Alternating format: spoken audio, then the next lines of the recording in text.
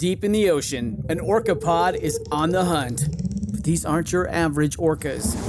These guys are organized. Marketing team, did you get those social media posts scheduled for the SEAL migration? Aye, Captain. We even have an automated notification for all pod managers when they go live.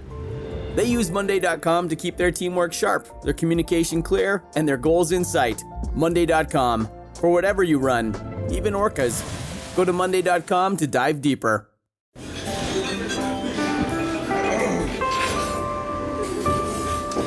Well, I don't see the point in waiting any longer. So let's bring her out. The star attraction, the one you came to see. Ladies and gentlemen, the one, the only, Miss Judy Gold. Hey everybody, welcome to Kill Me Now. I'm your host, Judy Gold. I'm very excited. Today's gonna be a great day. You know, I have a lot of comedians on. Our guest today is not only a comedian, she's an actor. Mm-hmm. She is a performance artist. Mm-hmm. Right? She is a sketch comedy artist. Mm-hmm. Mm-hmm. That's right. That's right. Writer. That's right. Yeah. A lot. She's really, I can't even believe she's on the fucking podcast. Who knew? I got TV stars on the podcast. Ladies and gentlemen, the one, the only, Mary Lynn Rajskub! Woo!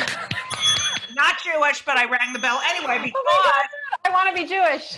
Yeah, because you're Czech and Polish, and That's I'm right. Czech and Polish and Hungarian. Oh shit!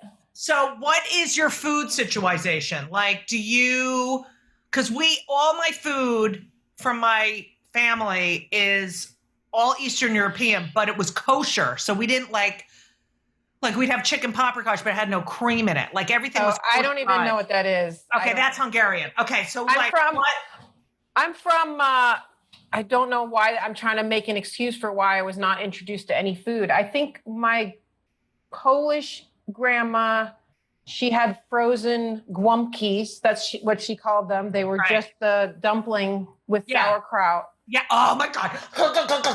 So I can't. Really good.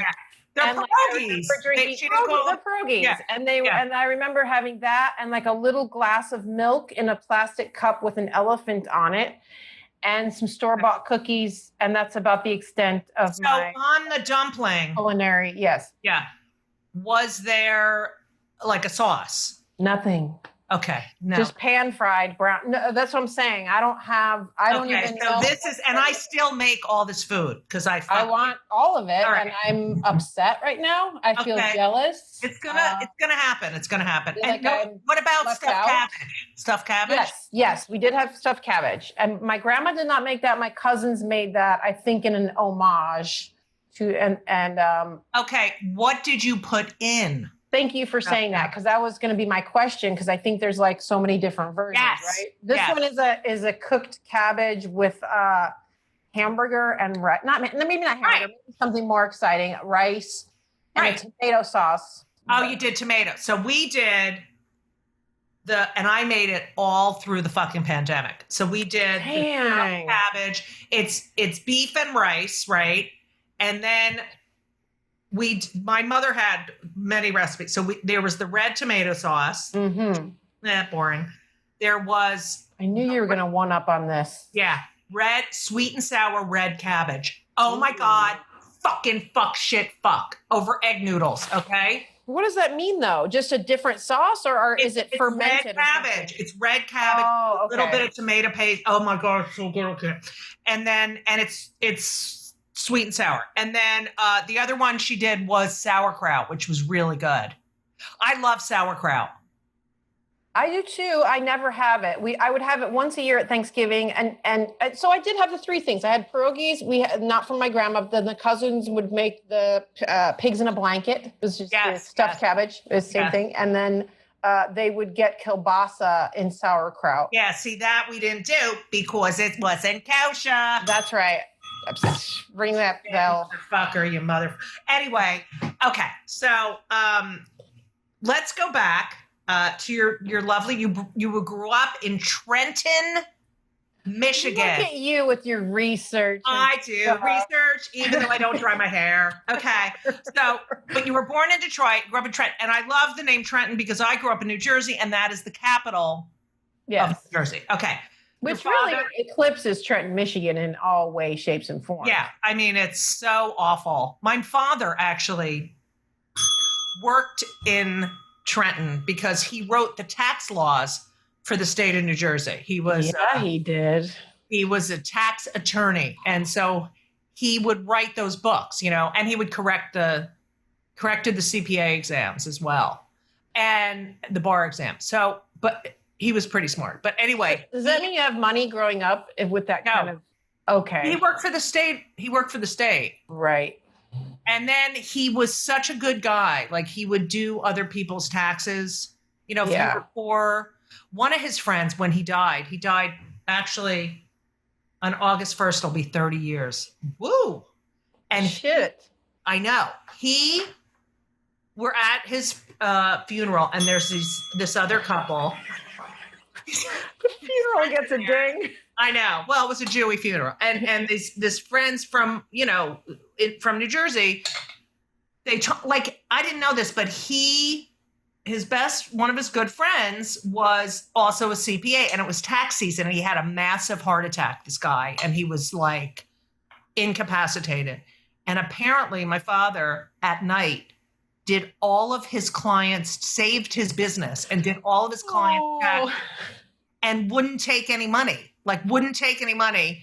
And I found out at the funeral that the reason we have this big color TV in our living room was because he bought us a huge color TV. Because first of all, we had a black and white TV. Because my mother, they thought that color TVs gave off radiation. So that was you're so young, you don't remember this when color TVs came out.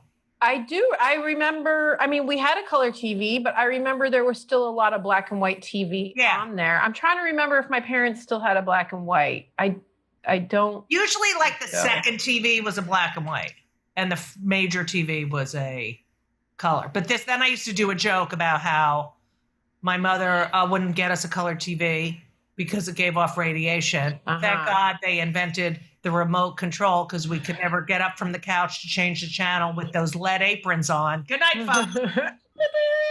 Bing bong, bing bong. Okay, so I remember my mom had an 8-track with the Jesus Christ Superstar. And I love Jesus Christ. Oh my God, that's so funny. I would play Jesus Christ Superstar on the piano. And my mother's like, Judith, what are you doing? It was just like Jesus Christ. And I was in the Jewish household. So your father was a pipe fitter. Yes. Your mother, a pharmacy assistant. That's right. Siblings. I couldn't find anything about siblings. What's going on with that? Two older sisters, 7 and 8 years older than me. No, so you were a mistake. Well, I got the guts to ask. My mom swears that I was not a mistake. Don't you think you were? Can I get a Jewish ding for that? Right. No, that was uncalled for. Wait, no, it's fine. I had to be, right? Yeah. Unless they were having but that's so sweet. She said no, you weren't. Yeah.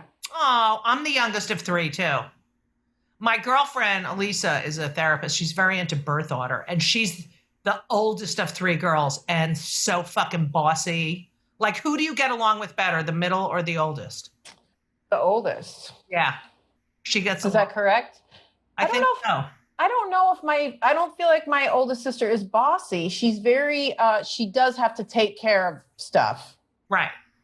She's closest with my mom right now in proximity and closest to my mom. And my mom has some health stuff, and it is my sister, Kathy, who's doing all of that. And what about the middle sister, mental? She's in Arizona. She's good. Black sheep is too strong of a word, but she's the one that kind of pieced out before anybody. And I think that was held against her for many years. The fact that she left Trenton, Michigan.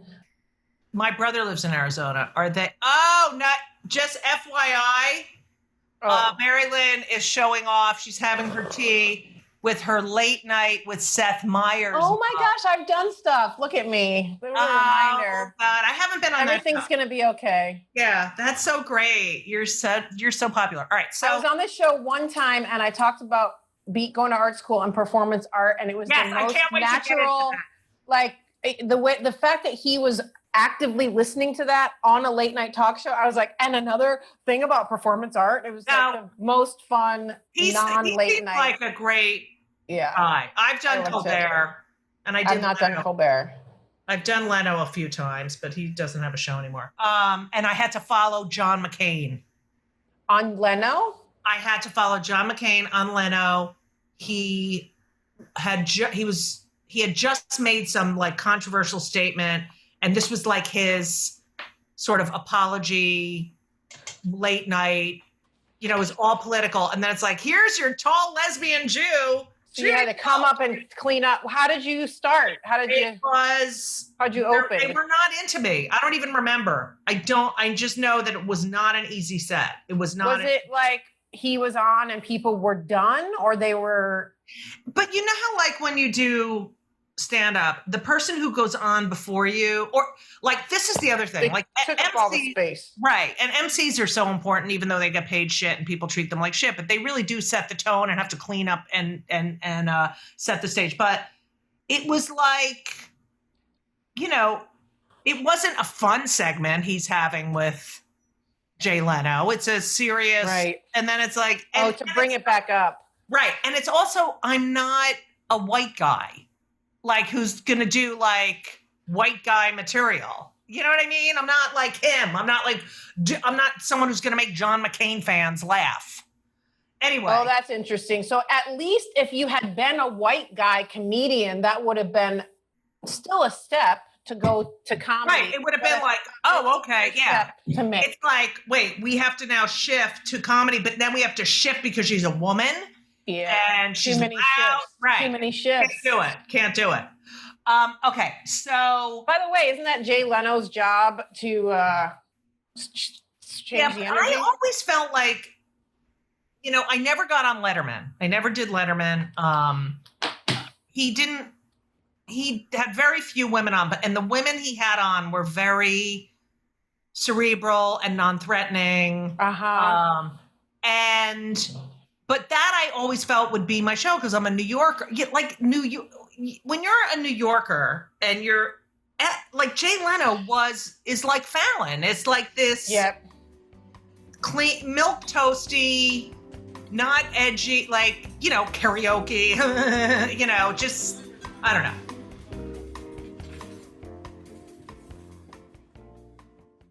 This episode is brought to you by Progressive Insurance. Do you ever find yourself playing the budgeting game? Well, with a Name Your Price tool from Progressive, you can find options that fit your budget and potentially lower your bills. Try it at Progressive.com. Progressive Casualty Insurance Company and Affiliates. Price and coverage match limited by state law. Not available in all states. Now, I don't know, were you popular were you a popular kid? I was fine. I was like I just kind of got by without being one thing or the other. I just kind of like bided my time. I was sort of nerdy, I just was like real camouflagey. Yeah. My standoffishness came off more as I got older. I was not able to like chill out and hang. Right. But I got through it in high school by being like a theater and just like kind of an odd. I think we would have been friends. I shape-shifted to just get by. What was Trenton like? What were the demographics? Was it blue collar, white collar? Real white, real blue collar, but like classy blue collar. Right. Like a lot of Polish immigrants or no? That's a good question. Thank you. A lot of Catholic. I never met a Jewish person until well, no, that's not true. My mom's boss was Jewish. Shocking. Who owned the drugstore, the pharmacy. He was a pharmacist. Yes. And he was the only Jewish person, and that was just an he was another thing. It wasn't like a Jewish person. It's like, that's my mom's boss. That's him. Like, it just was separate. I never associated, like, I knew it was a thing. Did they ever talk about like did they ever say really? Thank God. Because, the Polish hated us. They killed more Jews than the Germans. But yeah, I'm like, that all goes past me. And I'm attached to, like, I don't have any real family stories. It's kind of similar to the food. She would just take it out of the freezer, and she knew a couple Polish phrases, but But you were like American. You were American. Yeah, I would say the Catholicism was a big. Did you go to church all the time? Yeah, but I never understood it. I never got it. Did you go to confession? No. I started to talk about this in my stand-up a little bit, which was we went to church, and then my grandma died, and we didn't have to go to church anymore. So I'm just wondering if, like, am I still Catholic? Like, right. I did the one where you're like the little one in the virginal white and you drink the blood, but I never did the confessional. And my biggest education was Jesus Christ Superstar. Like, I never understood what anyone was talking about until I watched that when I was in high school. I was like, now I understand the story of Jesus. Thank you. Right. What's his name? Ted Neely. My temple should be a house of prayer. I'm like, I get it now. You and I both played clarinet in the band. I didn't play clarinet, though. It says it in the fucking fuck. They lie. It's two. I played flute. Now we hate each other again. I fucking hate you. The flautist. Now we're back to the Jewish hatred. Here's the thing. The flautist. I was terrible, and I was terrible. Okay, but here's the thing. You're a real musician. Well, the clarinetists were the biggest nerds. I mean, first of all, it's so unattractive. Like, you have this thing in your fucking mouth, you have buck teeth. It's like fucking the worst. But the flutist, whatever. Did you have braces? No. I never had braces. Did you? No. The flutists were all like femme, girly girl. Like, that was the girly girl instrument. Yes.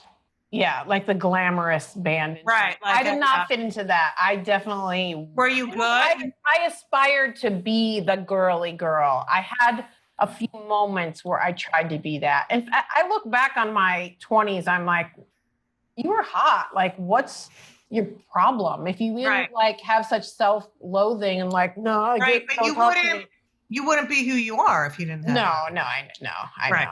I tried for a hot moment to do like, not modeling, but like some kind of girls, I don't know, like a competition for looks or something. You did? Yeah, for like a moment. It was the most. How old were you? Probably like, I think I was searching. I was probably like 12 or 13, and I was like desperate for something to like fit into. It was the most like horrific thing I've ever. Oh, it was like a beauty pageant? I think so. This is like a repressed memory. Wow. I remember it was like a low grade. Yes, it was a beauty pageant. It was like, bring a pair of white shorts. It was that type of thing. Right. They give you a t-shirt and it was, I don't know. It was like torture. Oh my. But I thought that it would be like a validating. I think I was always looking to be validated. Right. But I was not. Like, I was in the theater in high school and I was mad, but I did have ambition, like I thought, well, why didn't I get the part of Sandy? Like, what? Right. Like, who? And then I would get the part of Frenchie, and I got lectured by the teacher, like, you're one of the top 5 parts. And I couldn't really sing. So I was like, who do I think I am? It's so interesting because I wanted, like, you are in many ways, and even as you go on with your career, this will come out, but you're like, if you're going to go in a nerd way, in an artsy way, you're in the cool. You're in the cool section. You know what I mean? Like, I was marching band, fucking choir, like just the fucking worst. And I really wanted to be in the theater, but they kept saying I was too tall. It was fucking sucked. They told me I was too that's tall. gross. I know. In 7th grade, I tried out for the basketball team. Wayne Carrick said I was too tall and it wouldn't be fair to the other players. What? Yes. And by That's the what way, you're supposed to be doing. You're I know. allowed to. That you're like, yes, that's my free pass. That's why I get to be on the team. That's why Right. we win. and my Asshole. son is now playing basketball for Tulane. He's a Division One. Yeah, he is. Yeah. And nothing. Okay. From Wayne fucking Carrick. Anyway. That's crazy. Isn't it? And you never forget that shit. So you had like a normal high school experience? Yeah. Like I did not. So that's why I'm always fascinated by. So you didn't wake up every morning going, "Oh my God, I can't take anymore. I can't believe I have to go there." I did, but no, I can't. I wasn't like bullied or anything. It was just like a low hum of pain. It was like a dull pain. It was like I was waiting to get to the next part of my life. Right, to get out. You were doing your time. Yeah, I was not. It was like a quiet torture, like probably not justified. I was not. That's why I say I got by with just like not too many horrifying moments. Okay, so you then go. I not in any way was I easygoing or felt comfortable around anybody. Like, ever. what did you write under your high school picture? In the yearbook. I don't even know. That's the other thing. I just forget things. I like black it out. I do. I think I got voted like. I think I was a weirdo, but like a fun-loving weirdo. Like right. Did you go to the prom? Did you go to the prom? I did. I went to the prom with a guy who was gay, and then another guy. Yes, I did. I went to the junior prom. and senior. I believe so. Not. And now I'm realizing I had a theme of trying to be a glamorous woman because one time I had long white gloves, and I was so not that girl. I was like the art school. Art school was like that was the first moment where I was like, finally, I'm me. And then when I moved to LA and was around like comedians, I was like, oh, now I'm really me, even though I didn't really fit into that either. Right. So but you were artistic in high school. Like, all right. Yes. So that was the only thing I could understand was like the theater. That was like nothing else made any sense to me. Same with music with me. I don't know. So did you go to college in Detroit and then go to the San Francisco Institute of Art? I went to art school in Detroit. And did you commute? Yes. Ugh. I commuted in my parents' Chevy Sprint. Oh. And took all my foundation classes in Detroit, all my design classes. And it was completely eye-opening, like mind-blowing. Like just to have a teacher go, see this, an artist created that. Like I had never was never spoken to like that. Never saw the world in terms of like what's a sculpture. Yeah. So that I love that. The fact that there were people that paid attention to that and it was a real thing that you could focus on was awesome. Yeah, because it made it valid. Like and I thought maybe I could be an artist because he was like, you have to. Do you have what it takes to live the artist life? And I would be like, I hope I do. That's what I want to do. Like, and the only reason I went there is because I wasn't good enough to get into college and I just didn't know anything. I was like, what? You're supposed to like, my friend was in U of M, my other friend was wherever. And I was like, well, I don't want to get a job. So I guess I would go to art school. Did your sisters go to college? My one sister in Arizona, Sue went to business college. I remember like a 2-year business college. And then my other sister got a job at a credit union. And that was a big deal because that was like a good job. Right.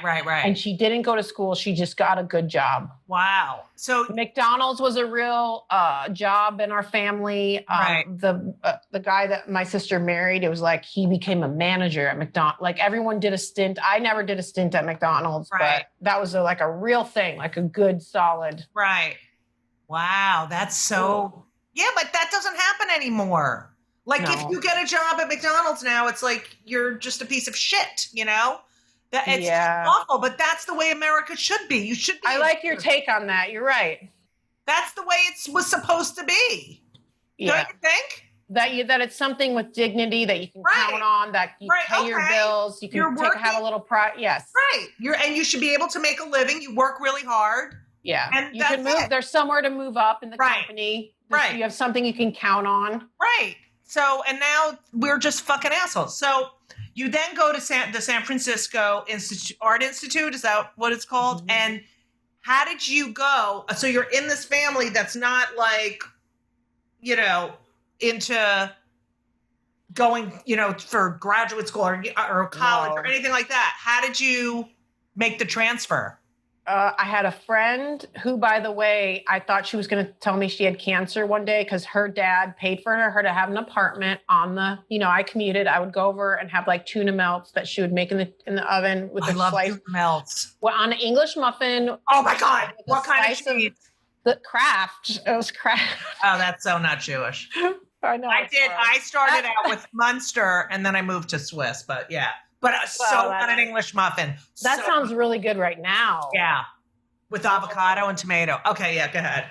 Maybe put a little sprouts on there. I don't know. I'm getting crazy. So I was having lunch over there and she was like, I have something to tell you. I thought she was going to tell me she was going to die. And she's like, I'm bisexual. So that girl, she found out that you could go for a semester, like a sister school thing. And she was like, I'm going to San Francisco. You can do it through our school. And I just like lost my mind. Something inside of me was like, oh, I have to do that. And it was too late to sign up for it. I just was like, something inside was like, I was almost angry. I was just like, well, I'm going to, it was in no way she was mentioning it in passing. And I just glommed onto that plan. Right. I don't know how I did it. I talked them into letting me do it. It was already closed. Like, we're not taking anymore. And I was like, no, I have to go. And I just never came back.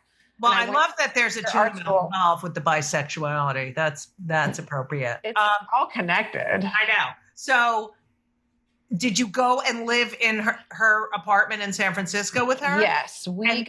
Her dad got her a car, got her an apartment. I went there. I remember she would always be like, I'm doing this meditation and I bought these beads and we got this apartment together. And I'd be like, I don't know. I don't have a job. Like, I don't know. Because I felt so safe because her dad got the apartment, but I was like, I can't pay for this. Right.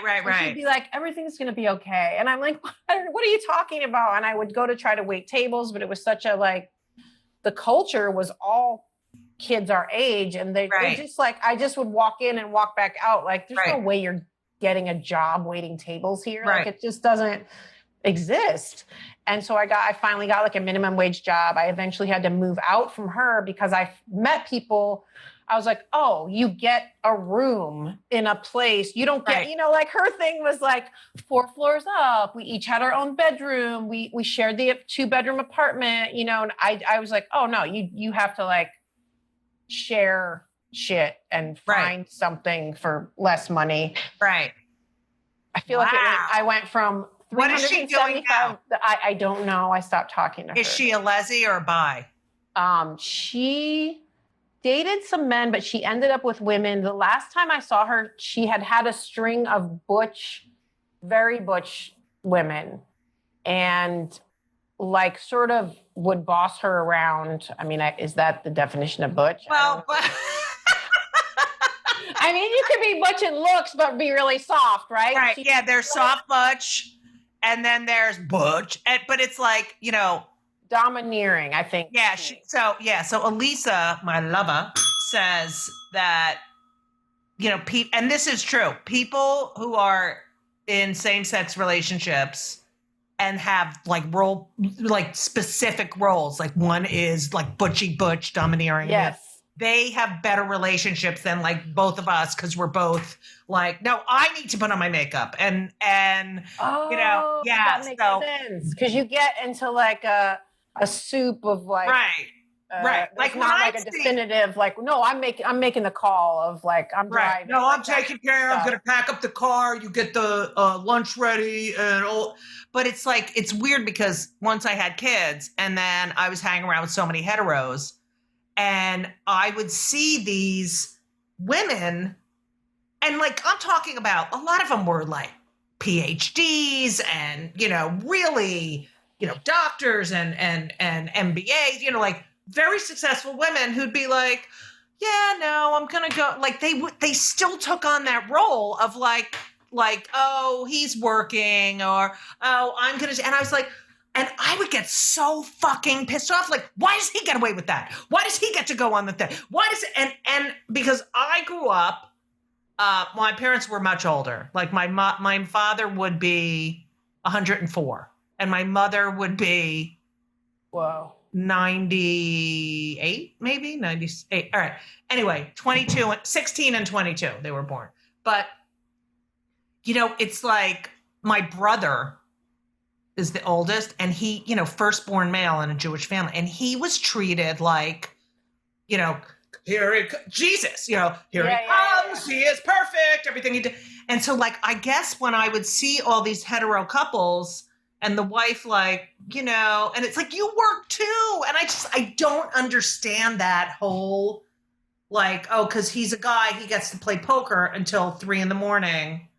and you'll get up early on the set. You know what I mean? I have a girlfriend who, and my son, he's graduating out for the 6th grade at another school, but a private progressive started by communist artists. Like, we talk about everything. A lot of the most of the men there are super respectful, but you have to go cook the lunch. And my girlfriend was like, and her husband is not that dude. Like, he's not a macho guy, but she goes, when he shows up to do the things all these things they ask us to do, all the women are like, that's so great. And she's like, no, we're supposed to split the thing. Like, why do you guys turn into, that's what reminded me of, like, the prince is here. Like, he decided, I can't believe he's not asking for it. He's not acting like that. It's this mechanism of like, oh, the dad's here. It's so annoying to me, especially as a same-sex parent, where it was so, equal in a way. It's just, it fucking pisses me off. But I guess I don't know, people like, all right. You mean when you see other people doing that and you're like, why is this an automatic behavior? Yes. Yeah. And why does he get points for doing something he should be doing? Do you know what I mean? Like, I see it all the time. Like, they just get a break. They get, oh, he's a guy. He needs his guy time. It's like, no, you have kids. You're 50 fucking 50. Yeah. I've become such a fucking hardened, cunty feminist. Like, it's gotten worse. It's gotten, and I have 2 straight male sons. And so it's really, I don't know. I'm turning into that, like, I'm not like, I mean, I am a lesbian, but I'm not turning into the, oh, I hate men, fuck men. But I do. Right. Like on watch when you see things happening. I'm just like, no, you don't get away with that because you're a fucking white guy. All right. This week's episode of It's Judy Show with Judy Gold is sponsored by BetterHelp. And if you know me, which I think you do because you're listening to my podcast right now, you know that I am a big advocate for therapy. I think it benefits everyone. I think there's so many people who need it, who don't partake. It is so important for your emotional health and well-being. Therapy is fantastic. It is in every stretch of the imagination. And if you're thinking of starting therapy, please do it. But please give BetterHelp a try. It is entirely online. It's designed to be convenient. It's flexible. It suits your schedule. You fill out a brief questionnaire to get matched with a licensed therapist, and you can switch therapists anytime for no additional charge. I have switched therapists in my life. I've had many, many therapists, and sometimes it's not a great fit for you, but don't give up. Therapy is beneficial. You can learn about yourself. You can process and just be emotionally healthy. I'm telling you, do it. BetterHelp is great because, when I used to schlep to my therapist's office, it was so annoying. You have to do it and you sit there and you wait. And then I'm telling you, doing it online is fantastic. And BetterHelp is amazing. I know a lot of people who've used it. So if you're thinking about therapy, go to BetterHelp.com. Let the gratitude flow. This is Gratitude Month, people. So you need to let the gratitude flow with BetterHelp. Visit BetterHelp.com betterhelp.com/Judy Gold, JUDYGOLD, today, and you will get 10% off your first month. That's BetterHelp, HELP.com/Judy Gold. You're welcome. You leave the bisexual. Yes. And you move into another place. Is this what happens? And then do you graduate? Like what? I probably had 3 other places. Roommates. I started living on the fringe. I was going to school, but that school wasn't as sweet as Detroit was. In San Francisco, there was this thing where they had like a performance art swept through San Francisco. I love this. I've heard you talk about this before. 71, 72 or whatever. The history of performance art kind of was pervasive in San Francisco, just in the walls of the school. So when I arrived there, I absolutely was so turned on by the city and all the people I met. But the school itself, by the way, stunning campus, like gorgeous, old building. It is. It's beautiful, yeah. But everyone there was like, I'm an artist. And there was a lot of you would go to the drawing classes and they would just be totally stale and like, you could feel it like boring. Oh, we're going to draw the shadows now, because people had moved on in their thinking to more conceptual stuff. So a lot of these classes, you would have a performance art class. It was just like whacked out. You would have a conceptual art class, but it also made people a way to get ahead, at least from my point of view, was like, you had to be like this ego driven because you're just talking. There's no aesthetic. It's your personality and how you can talk people into what the art is, because the performance art is like, there's no materials anymore. So it's just whatever you decide your concept is that you're going to convince people. Okay. You have to tell everyone, there were some things that I heard you speak about in your performance art class. One guy. It's my favorite. You going to say the bread? Oh, that guy. Yeah. Oh, wait. Do the bread. Okay. Well, both of them. This is the first time I was really exposed and the obese girl. Yeah. All of them are great. So go ahead. I hadn't been around gay culture very much in San Francisco. It was a crash course and it was like awesome. I loved it. But this dude, we come in, he's got a little light set up. His piece, first of all, he's got a mirror. He's looking at himself. He's putting on red lipstick. Yeah. And then he tapes his penis to the side, but like that was his piece. We were watching him take his man stuff away. And I had never, he's like 2 feet away from me. We're all sitting on the floor. And then another guy. We have to go back. You're sitting on the floor. I have to be there. You're sitting on the floor. And the teacher is like, John. Yeah.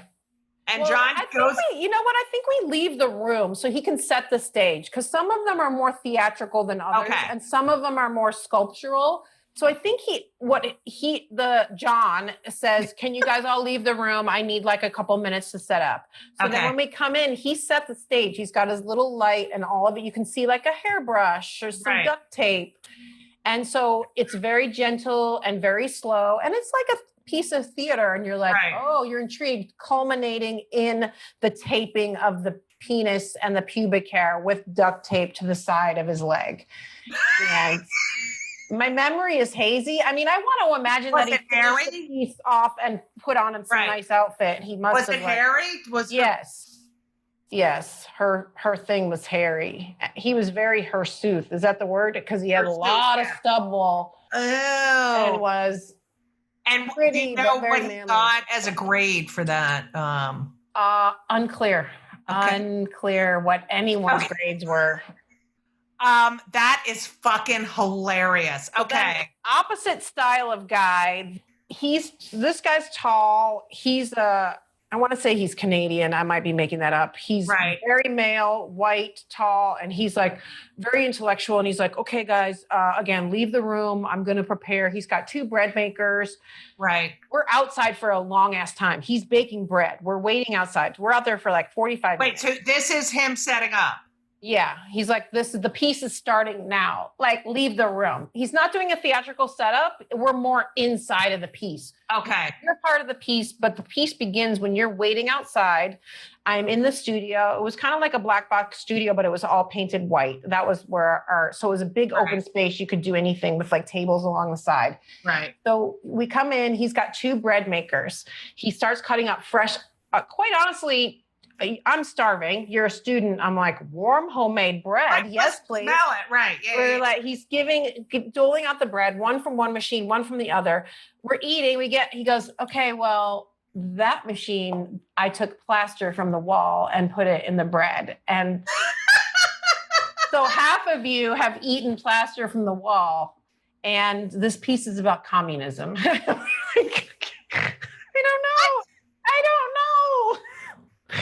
I don't know why. And that was it. So did some people eat plaster? Did he tell them after they ate it? Yes. Like midway through. Yeah, some of you guys are eating plaster. Okay, and that is fucking... You're an asshole, right? He's an asshole. What did he get? What did he get for a grade? He got an A+, of course. Okay, next one. Next one, this lady... obese woman. She's prepped without us, which was nice. We didn't have to wait for her prep. Okay, I need you to know how obese, like legit, like where you would look at her and go, if that type where it just goes way off her body. Maybe it's like almost hurting her a little bit. And she's like running into stuff, like not just like to the point where you're like, ugh, where you have a little bit of pause when you see her, like, does she have problems getting through her everyday life? Okay. Really sweet, really sensitive, long, thin hair. I'm getting a Mama Cass vibe from her. Wow. Okay. Liked her, emotional, intellectual. She's pre-set up, not in the classroom. She's in a hallway. And we get there and it's butter pats set up like dominoes all the way down. And the piece, I think this is legit a good performance art piece. Okay. I'm going to give her an A. Painful, pointed, clear. She's crawling and picking up. She wasn't eating. I don't think, God, my freaking memory. What if there's no way it was just her picking up the butter pats. Right. Slowly and painfully, one after the other. That was the piece. Wow. That's a good one, right? Yeah, that is a good one. Because and it's I feel like it's brave. Yeah, I do too. All right. Do you remember what you did in the class? Mine were wacky. One of them I finally did get a job I'm going to tell you 3. One of them, I finally did get a job at Double Rainbow Ice Cream. I didn't have my piece planned. I was like, I have a piece for the next morning. I forgot. Stole a tub of ice cream. This is the worst piece. This is such a bad, it's like a non-idea. And the piece was about traveling on the train to the class and how much the ice cream had melted and eating the ice cream. That's a bad piece. That was just about me stealing better the ice than cream. fucking, taping your balls to your leg. All right. Thank you. Another one, I created like a cardboard enclosure and I was inside and it was like an abstract theater piece. And I was like acting like I was a pirate and I was cutting off people's heads and throwing them outside the cardboard structure. Another one that was simple, but I think tells you where I'm really at is a podium that I made out of cardboard, a hanger that was supposed to be a pointer, a bunch of papers. It was that was an art piece in itself because it's taped together and it's interesting looking and it was sort of kept flopping over. So it really was just a physical comedy where I was trying to get my speech together. It was like acting out of a stress dream, but in the form of physical comedy. And people definitely knew when I was doing a piece, they would line up in seats to watch. It was very performer, viewer oriented. And I was just a flustered conductor or speaker that couldn't get my speech out. And that was the piece. And that's probably one of my favorite ones, even though there's not much to it because it's indicative of where I was going. Right. So first of all, did you graduate? Well, I don't know. I think that I did. I never received, I think I was like a class or 2 short. Right. This thing that was so magical for me. I got very disillusioned by the end, and the performance art was kind of a part of that because I didn't know what I was doing and I didn't know what I was supposed to do. And I was like, I don't understand. I'm supposed to make objects and then use my ego to like get them sold. I had no clue. Right, because there's the business element of it. It's like, yes, you can be creative, but now you have to market it, or people have to want it. And it's like, then is it really art or is it a product? You know what I mean? Yes, 1000%. That's exactly what I'm talking about. So between that and the practicality of it, and then the emotional disillusionment with like, what is this? But the positive thing that was happening is I was going to like all these open mic nights, and that's where I was like coming alive because I was like, I'm doing my art, but like at open mic poetry night. Do you feel like I was wondering like if you felt like when you were doing the performance art in the class, did you get the same feeling of being on stage that you got? You did. Yes. You did. Absolutely. Okay. Oh, and people would laugh at me and I didn't know why they were laughing. Right. It was like this very watery way to find my way because I wasn't, as a person, I couldn't relate to comics because I was like, I'm not a dude who's like, here's what I think about things. I don't know what I thought about things. What I would do at these poetry nights was I didn't know my own mind or my own heart, or I didn't feel like I had a voice. Or How old were you? Old enough to be like in your 20s? But I just was like, am I a person? Like so damaged. Right. I would do like phrases and randomly read them together, you know, like that. There's a name I for feel that. like that's all right. Like I've heard you talk about, you know, that you entered into comedy through the alt comedy venues. But I feel like that's such a natural way for you to enter. But then it's like the same thing you were saying about like art school. It becomes disillusioning because after a while they're like, okay, well, how are you going to make a living? Or how are you going to sell this? And so in the alt world, it was like, okay, everything has to be new. Like I just had Beth Lapidus on, you know, and we were talking about like how I wanted to do on Cabaret so much and she would never let me. I mean, oh my God, I need to hear every detail of this because you, to me, just your name, I didn't even really know what you were about, but you always had like legendary status. Like in my brain, it was always like, oh my God, you were up on a pedestal of like, I love you. You were just sort of this icon, but I didn't even know like why, because I was so removed from everybody I hung out with was like, fuck comedy clubs. And that was like, I didn't really take the time to, you know, I never went to New York. I never went to like I never went to comedy clubs. Right. So I just like knew of you as like, oh, well, she's like made, you know, like you had like status as. Oh my God, I love you. You know, what was weird is that. But so that's fascinating to me that you wanted to freaking get on there. Well, I wanted to do it because my stand-up was never like regular I was in the clubs, but I wasn't like anyone else. Like I was telling stories and like screaming at the audience and telling them, I can't believe you're not fucking laughing at that joke. I was so in the moment, like, and I just couldn't, it's like I didn't fit it. I feel like I got respect from all the guys in the comedy club because I just worked so hard. And, you know, like when Uncabaret started and I would hear, it's so funny because you're hearing, you know, I'm in this fucking like club. I just want to be great. I just want to be a great comic. And so I'm a leslie, so I didn't want to fuck any of the guys. Like I had no interest. They were always like, hey, you know, I remember one guy was like, you know, I really enjoy doing cunnilingus. I'm like, okay, that's great. You know, like they just would say shit like, oh, I'm going to be like, oh, okay, since I'm a lesbian, it doesn't matter who's doing the cunnilingus. You know what I mean? Like they used to say shit. They'd grab my boob, like, oh, and I listened to all this. I didn't care. I just wanted to get on stage. And then And it wasn't like I was doing like this thing on Leno. When I was talking about Leno, it's like if I did joke, I could have made it through that set fine. Because it would, but there was so much of my angst in my, so are you saying like if you just did joke, you felt like you would be hot, you wouldn't be able to be not you? Me. Yeah. It wasn't me.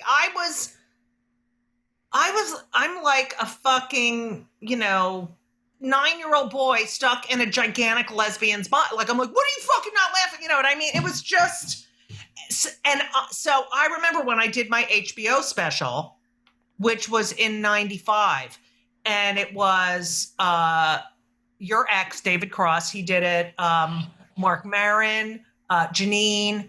And so all these people were doing like this alt comedy. Wait, what is this?